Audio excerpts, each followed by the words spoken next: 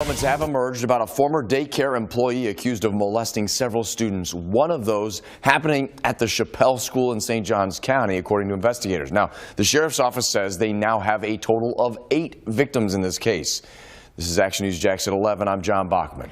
I'm Emily Turner in for Tanika Hughes. Last week, we told you that Anthony Josiah Guadalupe now has 13 additional charges of molestation of a victim under 12 years old. DCF is now investigating this case.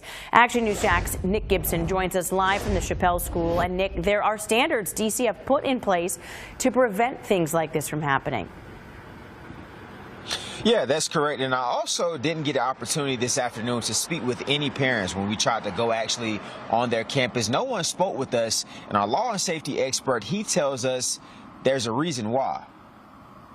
The St. Johns County Sheriff's Office says there are now 7 victims involved in the Anthony Josiah Guadalupe case, identifying the alleged victims through video surveillance. I first told you about Guadalupe in late July when he was arrested and charged with 1 count of lewd and lascivious acts on a minor. Last week, additional molestation charges were added. He now faces 13 additional charges.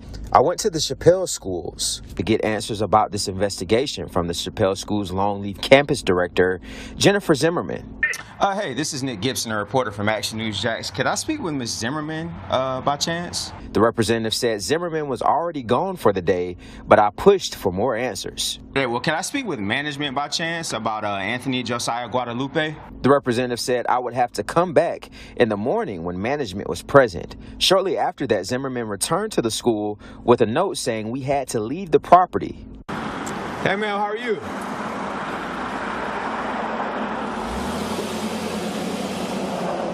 I also tried to speak with parents picking up their kids from school, but no one was interested in talking. Action News Jax told you in early August that at least 9 families have sued the Chappelle School since Guadalupe was first charged. I reached out to Dale Carson, a former police officer and current attorney with decades of law enforcement experience.